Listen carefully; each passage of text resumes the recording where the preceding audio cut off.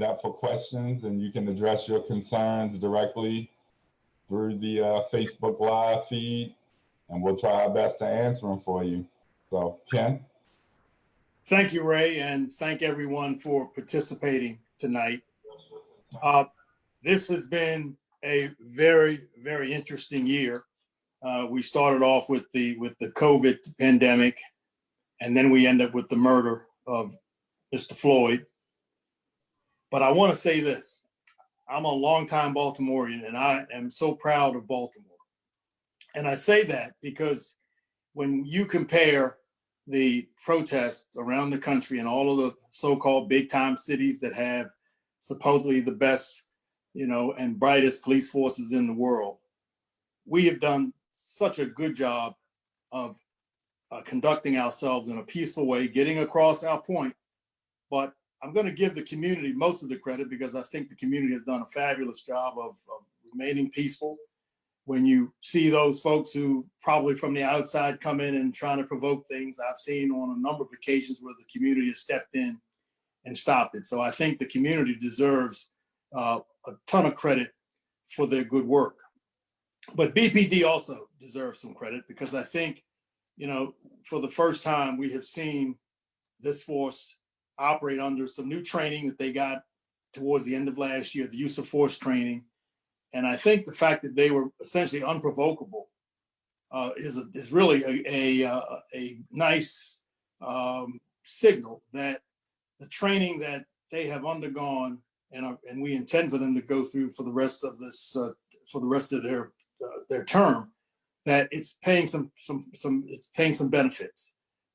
These guys and these gals were very professional, and I think the fact that we had very few incidents is a testament to everybody's good work. Now, a little bit about the monitoring team. We were present at, I think, the beginning on Saturday before last.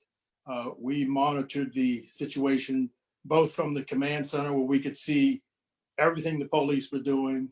We could hear most of the commands, so we knew from an inside baseball perspective exactly what was going on. But we also had a number of our folks on the street. So the monitoring team was very engaged in making sure we were monitoring exactly what was going on. And of course, that's the reason why I am so proud and so happy to say that I saw good work from the county, but I also saw good work from BPD. So having said that, Seth, why don't you say what you want to say, and then we'll turn it over to Chuck. Yeah, I'll only add, Ken, what I know you meant to add because we discussed it. And obviously, the protest activity is not over, and it is justifiably continuing. And therefore, we will continue to monitor BPD's response to the protest activity. What Ken said is true. So far, so good. But we will continue to be vigilant in monitoring police response to the protest activity. One of the things that we noticed and one of the things that we thought has helped to reduce the level of tension is that unlike in large protests past, and unlike in some other cities that we've seen around the country, BPD officers who were there to protect people's First Amendment rights and to preserve property were not there by and large in riot gear. Rather, they were there, in their standard uniforms and either mingling with the crowd or standing aside, but not creating an imposing presence that could have and almost certainly would have provoked protesters. And that is a positive development in the way that BPD is approaching handling large demonstrations, large protest activities.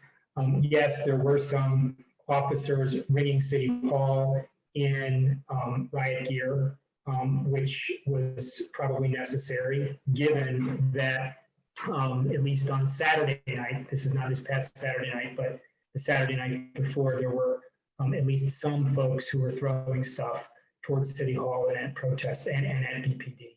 And then there was, we noticed on Saturday night, last Saturday night again, that is, a small line of BPD officers who were lined up in riot gear at the corner of Baltimore and South Streets, with about 15 officers in a line. As it turned out, they were there because there were county officers, Baltimore County police officers in the area who were executing an arrest warrants for murder right there on South Street. It was kind of crazy timing, but the line had to form to give protection to the officers who were executing those arrests. And actually, one of the things that we saw is that during the formation of that line, which held for about 45 minutes, there were a couple of protesters who actually threw pretty explosive fireworks into the police line. And again, probably a contrast from times past. The officers in that line did not get provoked. They simply stood their ground. They didn't charge.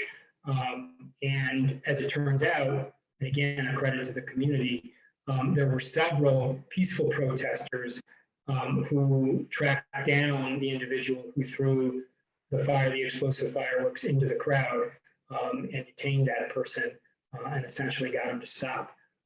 So that, again, is a huge credit to the community and the organizers of these protests who had violence interrupters on hand to ensure that things were peaceful.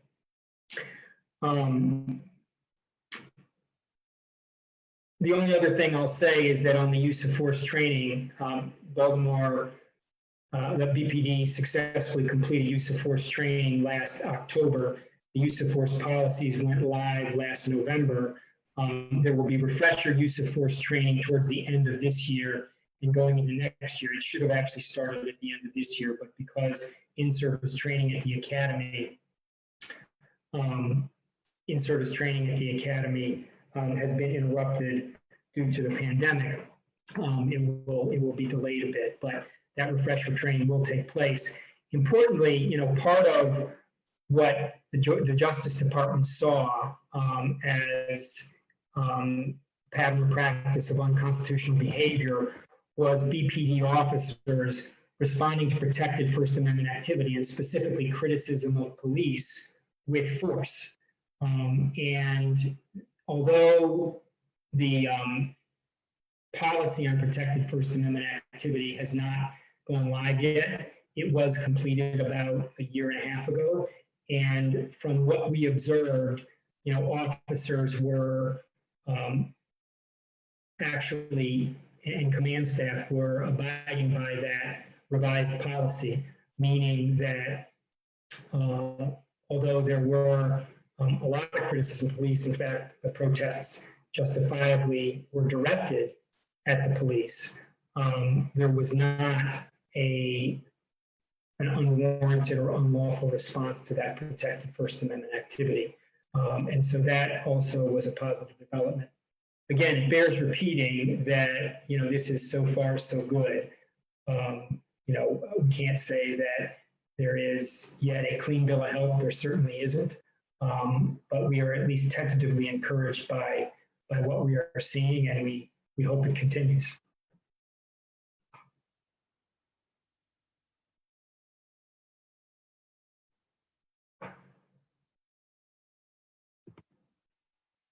So where are we going next? Do we have some questions, or Chuck? Did you want to weigh in at all? Well, I just want to thank everybody for joining us tonight, taking time out. I'm very pleased I was able to join as well. Look forward to your questions. I mean, these are unprecedented times. Over the last 2 weeks, many of us have kind of forgotten about the COVID-19 threat, but it's still there.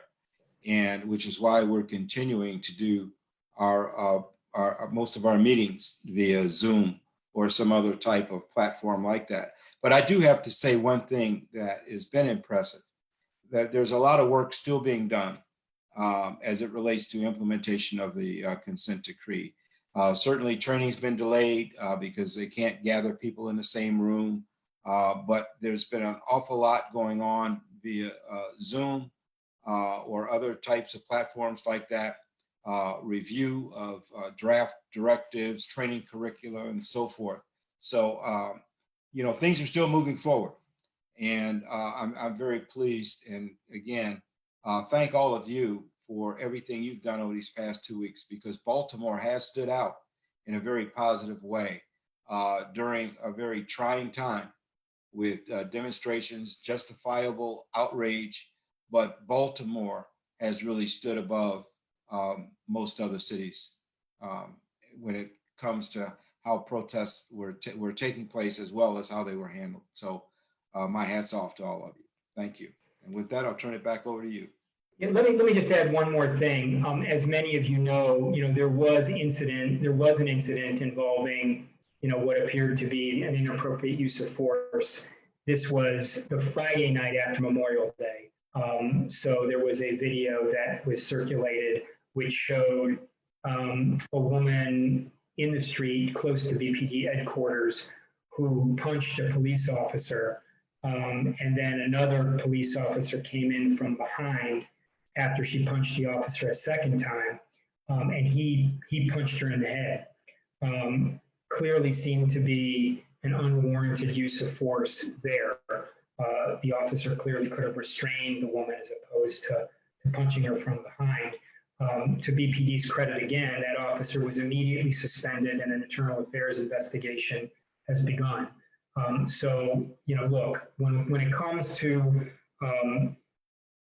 departments under consent decrees, when it comes to departments even under consent, not under consent decrees, you hope for 100% perfection, but you can't really expect 100% perfection. But what you need to come to expect, and what we are demanding of BPD, is that when officers step out of line and when they appear to violate policy, that the department acts appropriately in terms of investigating the incident, and if it determines that policy was violated, imposing appropriate discipline after a fair process. We obviously don't know what's happened with that process yet. It's still underway, but it was an encouraging sign to us that Commissioner Harrison took immediate action to suspend that officer. I'm done talking for a while. Okay, I'm gonna read some statements and a question to y'all real quick. Benjamin said they came out less in riot gear, but still they came out. And he said, to be fair, no one threw anything until cops came out in riot gear. And he said he would disagree about the cops' response. Police in riot gear bowled over protesters without warning at City Hall under the direction of Sergeant Ruiz to collect some cop cars. He has it on video. So he just wanted to make those statements. And the question from Rendia Sales: for those of us new to the work of the consent decree monitoring team, how can residents of the city contribute our time to this effort? I'll start and let Chuck and Seth add to what I have to say. First, doing things like you're doing tonight, participating in our Facebook Lives, participating in the quarterly hearings. It's also important because we are very transparent and we provide the public with just about everything that we're doing in terms of policies and training and the manuals for internal affairs. All of these things are sent out to the public for review. So we really appreciate all of your efforts in reviewing these policies and sending us your comments, reviewing the training curricula, sending us your comments, and just participating in the process. I mean, this is how this is going to, it's only going to work if we get good community engagement, and we get good community engagement when you guys participate. So again, I want to thank you for being here tonight. It's a good question, and the way for you to help us is to continue to participate and give us your ideas. The monitoring team stands as a conduit for all community concerns with the police department or public safety as a whole. So we want people to know that you have access to us. We are a tool that you can use to help solve problems in your community. If you want to actually have a meeting with an officer, we can actually facilitate that. And we want to know what's going on in real time in your community. So be it good or bad, positive or negative, in favor or not of the police department and what's happening now. We want to hear that. We're trying to figure out what's working best in Baltimore so we can replicate that, and also what's going wrong so we can address it and change it as necessary. So we want all of you, that's an easy way to stay engaged and influence this process, is just to share those Facebook posts and those events with the monitoring team so we can get a full compass of the communities in Baltimore City and what the atmosphere is in individual neighborhoods. Look, if I can just add something to the one question that Ben had around the police officers in the riot gear, heavy tactical gear. It is true that if that is displayed, it can, provoke a negative reaction from the crowd. So one of the things we look at is whether or not it was necessary. Sometimes it is necessary to have that heavy gear on, unfortunately. But if it's a situation that doesn't require it, it can actually have a negative impact. So as we review the response to the various demonstrations that took place in Baltimore, we'll be looking at that sort of thing and provide some information to the department on how they can better, train and react and things like that when in that type situation. So thank you for that. And I think you mentioned that you've got something on video. If so, please don't hesitate to get that in so that it can be reviewed so we can actually see what took place. Thank you. Okay, got another question from Ben Young Savage. Can you tell us what kind of community engagement you're looking for more specifically, and what kinds of teeth does this team have? Chuck? Well, I mean, as far as teeth, we work for the court. So we have the force of the court, Judge Bradar behind us. I mean, this isn't voluntary in terms of coming into compliance. It's there, it's part of the consent decree, and the department has to come into compliance. As far as community engagement, we've got to break down the barriers. And what we look for is the kind of engagement, not just the chief or the commissioner, coming out and speaking with community organizations, but rank and file, people who are assigned in these districts, district commanders, and others, really engaging and working with the community to problem solve, to engage in a way that's positive, to really provide a higher level of public safety jointly. And so that's what we look for. Obviously, things have gotten a little bit slowed down because of COVID, but there's been discussion, for an example, of having Zoom type meetings at the district level with communities. It doesn't have to be citywide. We can narrow it down and still maintain some contact and some conversation and interaction between police and the community. So, we're still trying to move forward. We're watching it very carefully, but community policing and community engagement is very much a part of the consent decree. And the expectation is that the department will come into compliance with the provisions in the consent decree.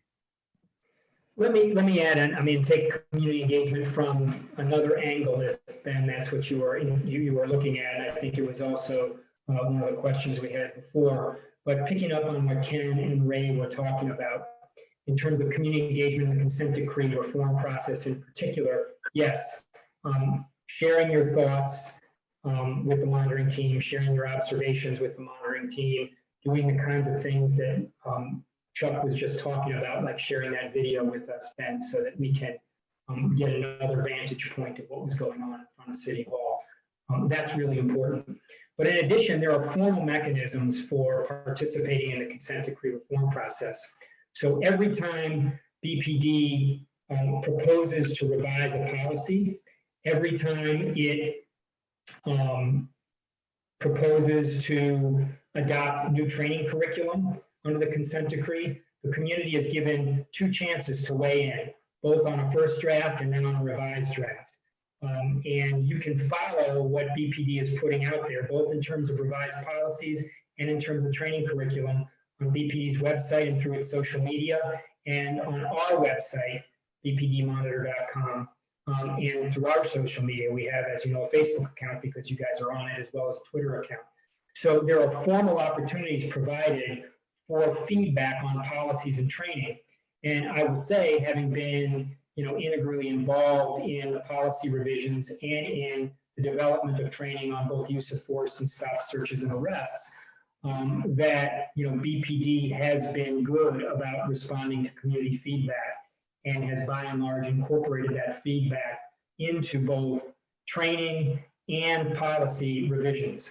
And so when BPD puts out new policies for revision, when BPD puts out training curriculum, which it will be doing in the coming months, notwithstanding the pandemic, we encourage you to weigh in actively by submitting written comments.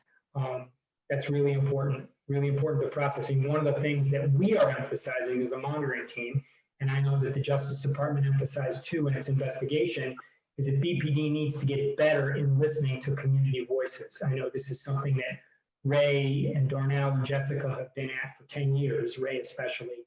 And it's important that you make your voices heard because, one of the things that we're going to be taking a look at as far as BPD coming into full compliance is whether in fact it is listening to community voices, whether in fact it is incorporating community feedback and community input into its policies, into its training, and into the way it polices. Let me add just one more thing, hopefully briefly. At the end of the day, when the consent decree is hopefully at the end of the road and has accomplished its goal, what it really, really wants to do is to rebuild trust between the community and the police department. And there are a lot of different provisions in that consent decree, but I can say this, one of the most critical is community policing, because the way I look at it, it's really a partnership between the department and the community, where there is a partnership where these two parties work together in various neighborhoods in ways to try to figure out what things should be focused on. Where are the problems that the community needs addressing? And sometimes it's not always criminal activity. Sometimes it's boarded up houses or other environmental issues that could breed crime. And so the idea is for police to engage with the community when they are on there, when they're working. If they're in their vehicles, they need to get out, they need to walk the beat, they need to visit the various stores and other establishments in the area. They need to talk to the citizens. They need to get to know the folks who live in the neighborhood. They need to play ball with the kids when they can do it. I mean, the idea is that at the end of the day, when a police officer is working, most of his time should be spent responding to calls. But we expect, once this department is staffed appropriately, that the officers will spend about a third of their time engaged in community engagement. So at the end of the day, what we're trying to do is to get this department and the community to trust each other. And that's what the goal is. Okay, I have another question. Ben asks again, what happens if or when officers fall out of compliance?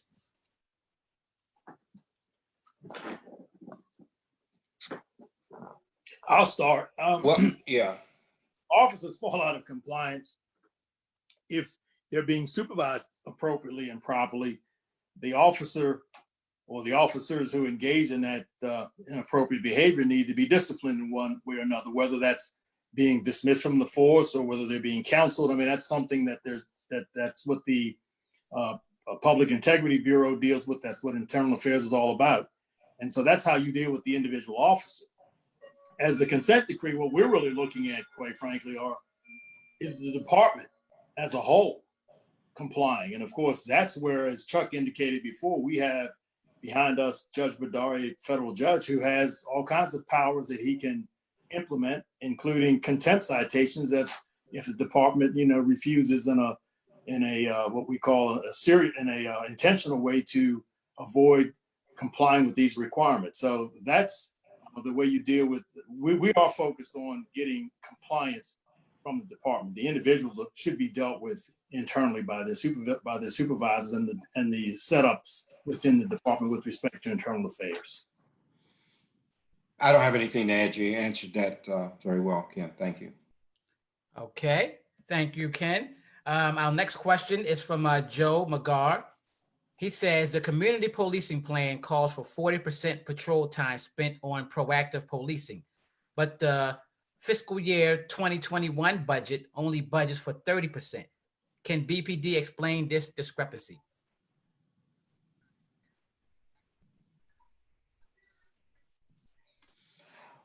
Well, I mean, if you want me to take a stab at it, I'm not aware of that. I know that 40% is something that was there. That's a goal. Obviously, there are going to be some nights when things are very busy and you may not have 40% available for officers to actually be down. But we want to make sure that officers do, just like what Ken said in an earlier comment that he made, have time to get out and engage, have time to get out and problem solve, have time to pop into a community meeting. Those kinds of things, you know, actually engage the community. There are a lot of ways to engage, you know, with community members, but that's what we encourage. And whether it's 30% or 40%, as long as it's built in and it's done on a regular ongoing basis, then that's a positive thing. You know, a goal is one thing, you may or may not reach it. You have to look at staffing issues, you have to look at call volume, you have to look at a lot of things when you look at available time. But I think whether it's 30% or 40%, if the process starts and there is true community policing and true engagement going on, that's to the benefit of everybody in Baltimore. So we're going to strive for 40 and really push that they do 40. But the reality is there may not always be an opportunity. That's a pretty high percentage. There may not be something that can be achieved on a consistent basis. And let me just pick up on what Chuck is saying. The community policing plan has to be read in tandem with the staffing plan, which preceded it. And the staffing plan prescribes a number of different measures that the department has to take to both increase staffing and sort of rearrange its resources. And rearrange its resources precisely so that it can meet that 40% community policing goal that you've asked about, Joe. So they're not there yet. I mean, the staffing plan talks about needing, you know, over 100 additional officers, patrol officers in patrol, as well as over 25 additional sergeants. And they're going to get that not only through recruitment, which is obviously important, but by diverting some resources from other parts of the department. So for instance, by eliminating some specialized units, reducing some specialized units, transferring other folks from other divisions, civilianizing a number of different functions in the department that don't need to be done by sworn officers, but ought to be done by civilians. So there are a number of things that the staffing plan requires and calls for that BPD has only begun to implement and won't be able to implement, you know, overnight. It'll take some time. And so it'll take some time to get to that 40% goal. And the 30% goal for FY 2021, we see as a good start, but it obviously doesn't get BPD to where it ultimately needs to be, which is the 40% that you cited. Thank you, Seth. Got another question from Joy Lapola Stewart. Did the officer seen striking a woman use the proper amount of force to address that situation? Seth, you've already responded to that, so why don't you take that? Sure. You know, it's not at the end of the day our responsibility or our charge under the consent decree to make determinations like that. You know, our view is that it was appropriately referred immediately to internal affairs for an investigation for a determination. The bottom line is that when force like that is used, it has to be necessary, reasonable, and proportional. That is what BPD is trained on. So you can decide for yourself whether that was necessary, reasonable, and proportional. But as I said, when I first talked about that incident, it appeared to us, just looking at the video, that the officer didn't need to use that amount of force, and therefore that the force wasn't reasonable or proportional to the threat that was posed. You know, whether or not it might have complied with the law, that's a different question. The issue is whether it complied with BPD policy, whether it was necessary, reasonable, and proportional, which actually happens to be the law as well. But from our view, from my view, looking at that video, it appeared to be excessive. But again, it's not our job to pass judgment on that. It's our job to pass judgment on how the department responds to it. Chuck, I don't know if you got anything to add. No, I think you covered it. I mean, it was referred immediately. It is under investigation, and a determination will be made. But as a monitoring team, we don't investigate or come up with a conclusion like that. But we do monitor what the department did in terms of its investigation and make sure it's thorough, complete, and they arrive at a conclusion that makes sense, that it's based on the evidence and the facts. Okay, thank you. Next question we got from Jessica Fauntleroy. Where can copies of the community policing plan be found? You can go directly to our website, and you can find it on our website. You can go to bpdmonitor.com and look under the link for reports and resources. It's right there. There should also be a copy on BPD's website, though I can't give you the exact link to follow. But either place, you should be able to find it. Thank you, Seth. This question is from one of our NLs, one of their constituents. Regarding defunding the BPD, specifically reallocating funds to underfunded city agencies, some feel the community residents have no standing because the city is under the consent decree and is up to the mayor. Is this issue something that is under the auspices of the consent decree that the residents can rally behind? Let me see if I understand the question, and I hope I do. The monitoring team, nor the consent decree, nor the judge really have any control over the city's budgetary process. Now, do we have an interest in it? The answer is yes. We've talked a little bit about how important community policing is and how important it is that there be sufficient staffing to be able to implement that. So it is very important to the monitoring team and to the overall consent decree process that BPD have sufficient staff members, that includes sworn police officers, civilian members, et cetera, to be able to accomplish the goals that are set out in the consent decree. So we have an interest in it, but we don't control the city budget. But that's not to say that at an appropriate time, because the consent decree is an order of the court and the city and BPD are required to comply with that order. We expect the city and BPD, through whatever process, including the budgetary process, to do whatever is necessary to accomplish the goals set out in the decree. Okay. Thank you, Ken. I have another question from Jessica Fauntleroy. I have emailed multiple BDP staff regarding an event that I experienced with a BPD officer, and I was given who it was assigned to, but the person in internal affairs never responded. How are community concerns addressed through internal affairs? Seth or Chuck?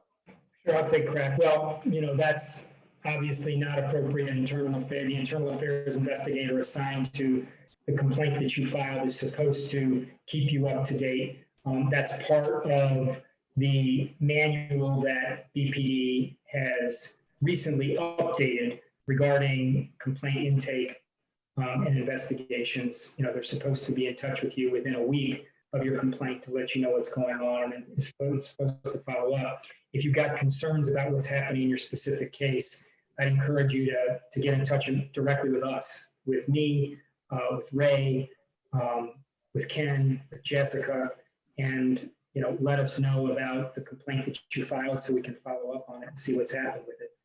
Because that is absolutely something that BPD Internal Affairs ought to be doing. It's something that they didn't do, before the consent decree came into place, and it's one of the key things that they're supposed to be doing under the consent decree.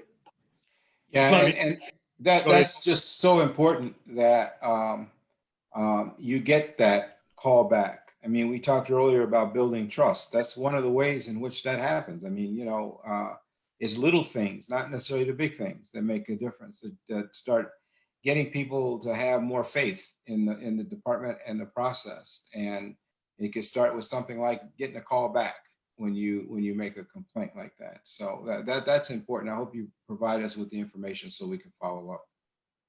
And just so that, let me go back to one of the earlier questions, and one of the community members asked, what can they do to assist in this process? And this is precisely what you can do. I mean, these kinds of responses help us to evaluate at the end of the day whether or not the department and or the city is complying with the decree. I mean, one of the things that's important, you know, we will be doing a lot of things to assess the department. I mean, there's surveys that go out, there are assessments that Seth and his particular team work on.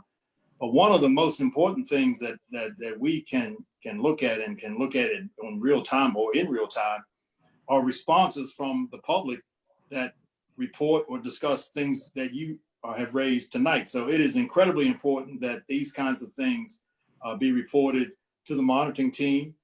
We don't run the department.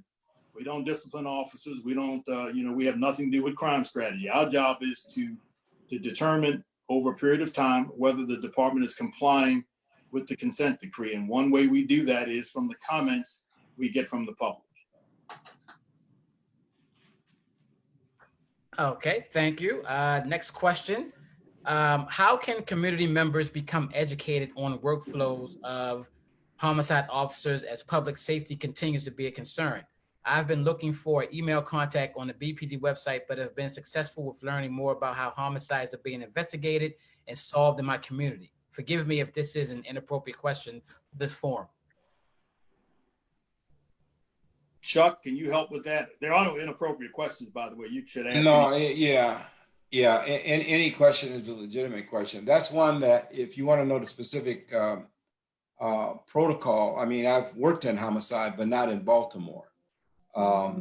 So that's something that I'll just have to get back to you to find out specifically.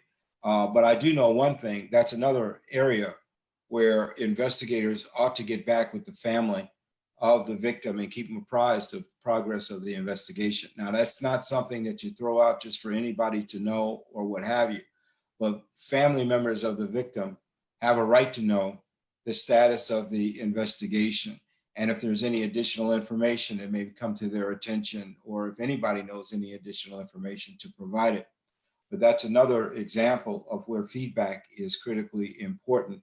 And in case of homicide, keeping in touch with the family of the decedent so that they know what's going on and they know that their loved one's case is still being actively investigated. There is no statute of limitation on murder. So those cases, the older they get, the more difficult it can be, but there is no statute. So someone has a responsibility for that investigation, whether it's an active investigation or it's what we call cold case, which means it's an older case, but even those are revisited so that as new evidence could emerge, could be DNA, could be anything, it might give us a lead to the person or persons responsible, but family needs to be kept apprised. Thank you, Chuck. Okay, I have another question. We may have went over this, but I think he just came on. Iomide carbon. What does the consent decree say about a civilian review board for police misconduct? It appears Internal Affairs has left much to be desired. Yeah, I can start off with that. So the consent decree doesn't say a lot about the civilian review board, but it does say some things. First of all, it says that Internal Affairs of the Public Integrity Bureau within BPD must closely coordinate and coordinate a lot better than it has in the past with the civilian review board. So one of the things that was accomplished last year, which was a significant accomplishment, was that BPD and the CRB established a formal, very detailed information sharing protocol having to do with what happens when either the CRB receives a complaint that it needs to share with BPD Internal Affairs, or vice versa, when BPD Public Integrity Bureau Internal Affairs gets a complaint that it needs to share with the CRB because it's one of the 5 types of enumerated cases that the CRB has coextensive investigating powers for. So that, believe it or not, even though there was supposed to have been coordination, that kind of coordination between a Public Integrity Bureau or BPD and CRB before, they never actually had a formal working protocol. Now they have a formal working protocol, and they're working now on the second part of that protocol, which is how to actually share material regarding investigations and ultimately recommended discipline. But that stuff is going pretty well, and from my perspective, and the person who's really working with Public Integrity Bureau, Hassan Aden, who's also a deputy monitor along with me and Chuck, has really been running point on that. But that is working better, much better than it has in the past. There's actually information sharing, and in fact, what the CRB has now is it has direct transparency into BPD's records with read-only access. It obviously can't change what's going on in BPD's system for misconduct investigations, but BPD keeps track of its misconduct investigations on a platform called IA Pro.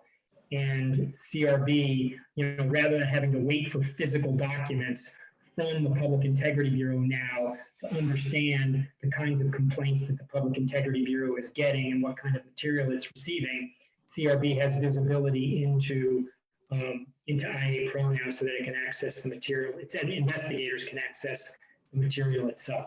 So that's a pretty big development. Let me add one thing to this. When you look at the consent decree itself, you will find that the vast majority of pages compared to the other sections, the Internal Affairs or Public Integrity Bureau, whatever way you want to call it, really occupies the most space. Now, accountability, and that's what we're talking about, police accountability, is obviously at the front of the class when it comes time to trying to build trust between the community and the police department. I mean, it is obvious that the community for years has felt that that police essentially get away with murder, and sometimes that's literal and sometimes it's figurative. And the bottom line is that there's no question but that Internal Affairs needs an awful lot of work. I mean, Seth just talked about one of the improvements. There have been other improvements, but we all know that this department, and in particular, this particular unit, needs a heck of a lot of help. They don't have enough detectives. They don't have all the policies yet in place that they need. There are all kinds of reviews that we are spending a lot of time reviewing. The bottom line is that we intend, because we are working very closely with this unit, trying to get the policies right, trying to make sure that the training is right, because at the end of the day, we want police officers, we want them to be treated fairly, but we don't want anybody railroaded. But if you have a bad police officer, he or she needs to be disciplined. And sometimes that means anywhere from counseling all the way up to dismissal.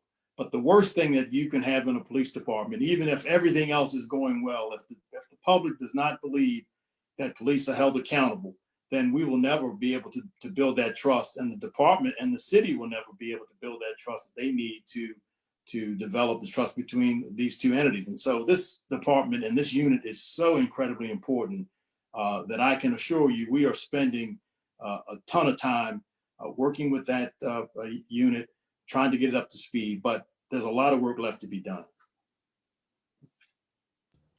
Thank you, Ken. Okay, I got a two-parter real quick. I understand that this group has been meeting for some time. Can you talk about any disciplinary actions officers have received as a result of this team? Also, is this team looking into the treatment of Keith Davis Jr. or Tyrone West by Baltimore police? Seth, I think this is you again. Ken alluded to this earlier. I mean, again, it is not our job to conduct investigations. And so, we are not independently investigating, either of those cases, either the Keith Davis or the Tyrone West case. That is not our charge under the consent decree. So it's not what we're doing. I mean, to the extent that there may have been misconduct in any of those cases that's ultimately referred to the Public Integrity Bureau, yes, we would review how the Public Integrity Bureau evaluates and ultimately assesses any potential rule violations there, but we do not independently investigate crimes. And I'm sorry, Darnell, what was the first question? I know the second question was on West and Davis. The first question was, can you talk about any disciplinary actions officers have received as a result of this team? Right, and as Ken said before, we don't impose discipline. We are not empowered to run the police department or to impose discipline. What we are empowered to do is to monitor what the Internal Affairs Bureau or the Public Integrity Bureau does, and whether or not it's carrying out its responsibilities the way it should. Whether it's investigating cases thoroughly, whether when warranted, it's disciplining officers the right way. So, sorry about my dog. So that's what we're doing, but we don't independently investigate, and we don't independently have the authority to accuse officers of misconduct and to impose sanctions on officers of misconduct. All right, thank you. Next question, Joy LaPola Stewart. When will the city see the number of homicides begin to drop under federal oversight?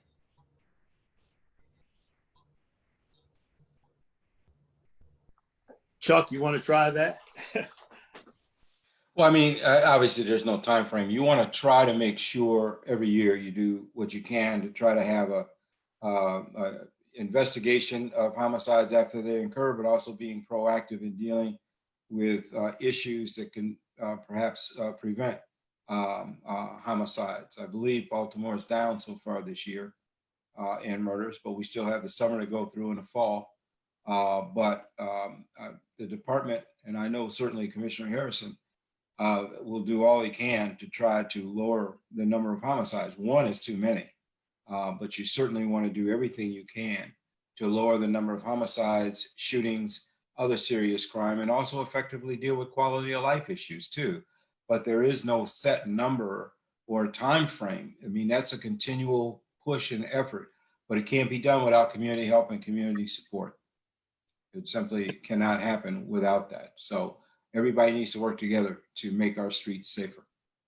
And let me just add this, because there is some confusion among some folks who think that the monitoring team and the federal judge have, when you said oversight, and that suggests that somehow we run the department. I can't emphasize enough that the monitoring team, the judge, or the consent decree are not set up or in place to run the police department. Commissioner Harrison and his executive team, they run the department, they develop the crime strategy, they decide how to deploy their troops, they decide who to discipline and what the outcome should be. What the monitoring team is in place to do is to, we work with the department to help them develop policies and training, because at the end of the day, what we're all hoping to do is to do what I said in the beginning, and that is, the hope is if we can build a level of trust between the community and the police, and you have this community policing plan in operation where there's more of a partnership than it is now, where people are more willing to go to the police officers and point out the folks who are responsible for some of these heinous crimes. I mean, the idea is if you can develop trust between the police and the community, the police are going to get much better feedback, much better intelligence, and we would think it makes sense that they would be able to solve a lot more of these crimes, and hopefully getting some of these bad guys off the street would result in the homicide rate being dropped. But the consent decree and the monitoring team, we are not being judged by the drop in the homicide rate, because we have nothing to do with that. Our job is to help the department become a reformed department that's constitutional. Thank you, Ken. I have a statement and then a question from two new viewers. Kermay, first, he thought that you were Michael Steele the whole time, Ken.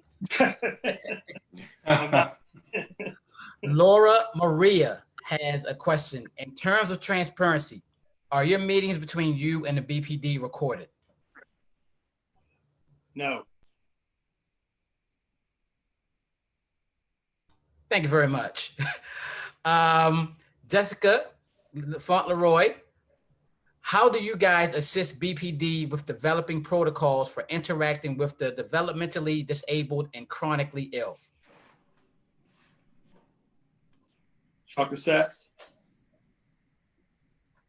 Okay, you've been working most with Randy on this, but We have a social scientist on board, a psychologist who's actually the father of crisis intervention training.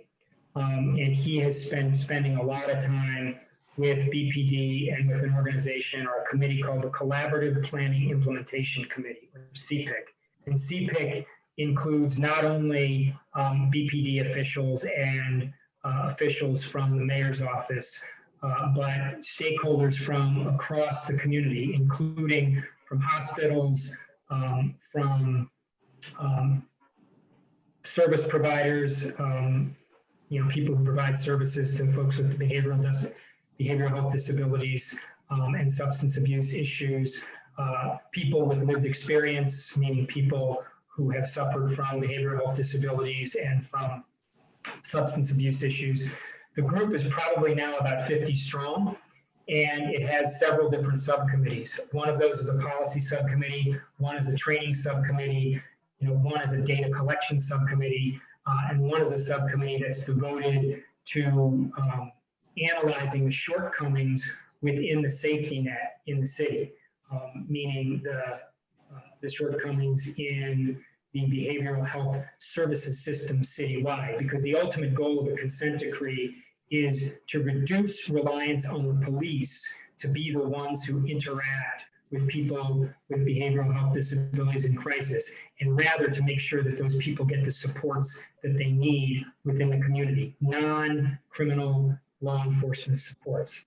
And so Dr. DuPont, and Ken has been working on this as well, spend a lot of time with CPIC developing policies, developing training curricula, making sure that data collection efforts are improved so that we as the monitoring team and so that BPD internally can track how well BPD is doing with its interactions with people with behavioral health disabilities, and so they can come up with solutions for diverting those people away from law enforcement into the support services they need.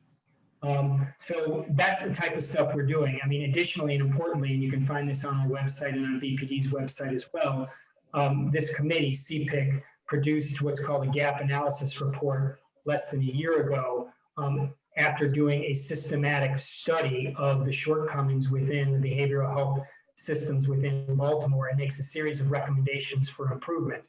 The goal of the consent decree is to strive towards achieving those improvements, and CPIC in one of its subcommittees is devoted to developing strategies to achieving the improvements that are recommended in that gap analysis.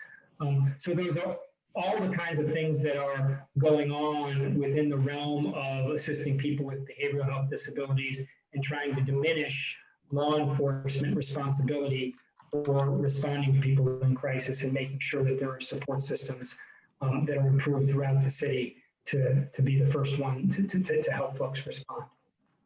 Ken, you've been working on this pretty closely. I don't know if you got anything to Well, I'm just going to add just a few things. You mentioned Dr. DuPont, who is truly the father of these type policies. But what I was saying, he's told me this, we are very fortunate. I mean, Baltimore doesn't get a lot of credit for a lot of things, and sometimes it does deserve it, but we have some of the best medical and mental health systems probably in the country. The problem that we have experienced over time is that there has been a failure to connect the services with the people who need them. Now, the police department is clearly should not be the first line of defense for folks who have a crisis. Unfortunately, at least until things change, they are.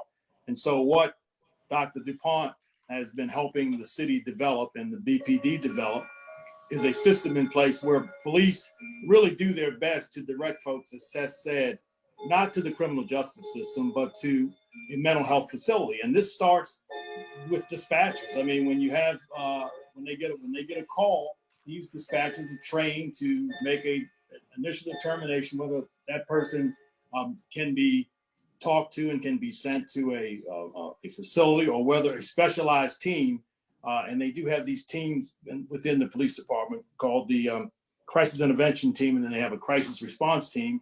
They can go out and they can look at the situation. And again, their objective is, where possible, is to divert these folks away from the criminal justice system and send them to a facility for treatment. It's, you know, in those cases where someone has to go to the criminal justice system, that's the way it works. But the intent is to get these folks, whether it's a substance abuse issue or whether it's a disability, an emotional disability. The idea is to get these folks, as Seth said, to a mental health facility. So the department, is spending a lot of time training its dispatchers and training its specialized officers who can go out in the street. They don't treat people, they don't analyze them, but what they do, they make a determination in terms of whether that person can be safely sent to a mental health facility, or do they have to take some other sanction to protect the public. So I think we're fortunate in Baltimore to have the facilities. The problem we have in this gap analysis that Seth talked about is designed to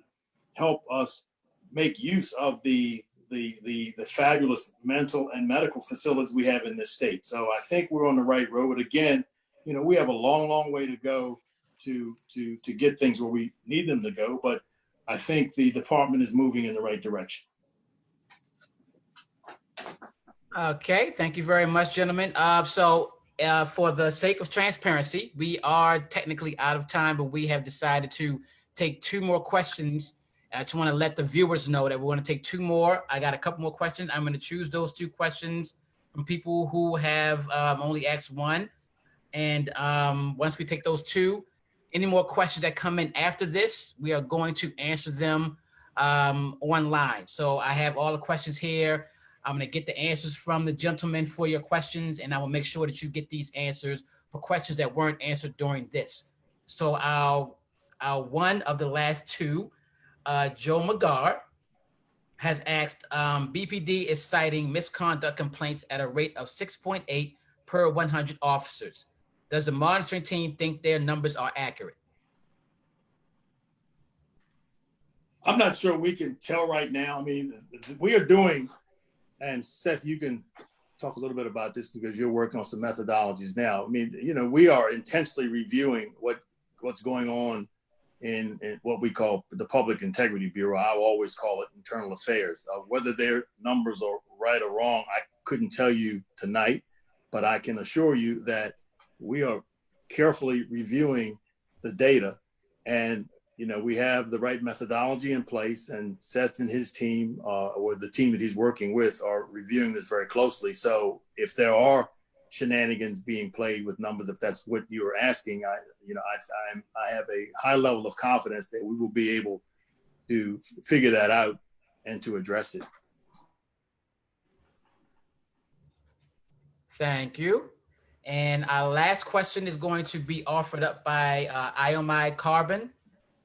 And his question is, what strategies, if any, does the consent decree include that seek to build and repair trust with communities? I also wonder if officers in training are educated on the knockers that operated under the O'Malley administration that destroyed any thread of trust that could have existed. Well, I think we've tried to spend a good bit of the evening talking about a lot of different things in terms of how we are trying to work with the department, or how we're working with the department to try to get them to develop the right policies and to develop the right training so they can rebuild trust. Because again, as the person who posed the question has so clearly indicated, we think building trust is the most important thing that we need to do. And that's one of the primary goals of the consent decree. So to answer your question more specifically, everything that's in the consent decree, from how police officers stop, search, and arrest individuals, how they make arrests where they don't engage in excessive force, how they handle in an appropriate way people who have behavioral disorders or who are otherwise in crisis. I mean, these are all of the things that, if done right, the expectation is that the community will, at some point in time, when they're convinced that this department is working along those lines, that they will develop trust between the department. And that's how you get, I think, a more efficient police department. It is no understatement to say. Let me just piggyback on what Ken said. I think 2 components of the consent decree and the community policing plan that kind of, to me, are steps in the right direction are the neighborhood policing plan strategy, as well as the micro community policing strategies, which both are intentional about actually getting down to neighborhood or even a block level to work with that community to build a strategy on how they address those immediate issues. But that's exactly what Ken said, is creating a smaller, intimate environment to actually build that relationship that eventually starts the trust building process. And I'll just conclude by saying that it is no understatement to say that, every single paragraph in the consent decree So Donnell, is that it? is, can you folks hear me? I'm sorry. I can hear. Gotcha. Okay. Yeah, I was gonna say, it's no understatement to say that every single paragraph in the consent decree is devoted to trying to reestablish that trust with the community. I mean, that is explicitly the overarching goal of the consent decree, stated right there in the opening paragraphs, and it basically permeates every single requirement in the consent decree. As to your question about whether their BPD is doing anything to expressly acknowledge its history with zero tolerance policing, I think you referred to it as the analogy, it is the O'Malley strategy. Yes, there is. In fact, one of the things that was underway when the pandemic hit was stop searches and arrest training department-wide. We worked with BPD over the period of 5 or 6 months to develop that training curriculum. Officers grouped it into 2-day training. They had done about 5 weeks, the first 5 weeks of training when the pandemic hit and had to shut down in-service training. So they probably trained about 20% of the department, and probably 80% of the department left to train when in-service training reopens. But it's that message about the impropriety of zero tolerance policing and how it is worked to, or how it did work to, and continues to work to destroy the trust between the community and the police is part and parcel of that training. Zero tolerance policing was basically about, stopping people on less than probable cause or less than reasonable suspicion, meaning without legal justification, just on a hunch that they might be involved in crime, and also, taking, serious enforcement action against low-level offenses, sort of a broken windows policing policy. And, it's been proven that those policies ruin trust between the police and the community. BPD, in its policies, has expressly moved away from that model of policing, and that's what its training officers on in its stop searches and arrests training that is underway.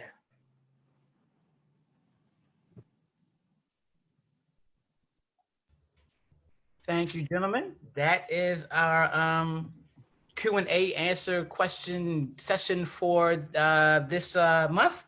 I appreciate it. The other questions, I have taken notes, and I will submit those questions to y'all for answers, and then I'll get back to the residents and viewers that asked those questions with your answers. Thank you very much. Thank you, everybody for participating. Thanks, everybody. Good night. Appreciate your participation.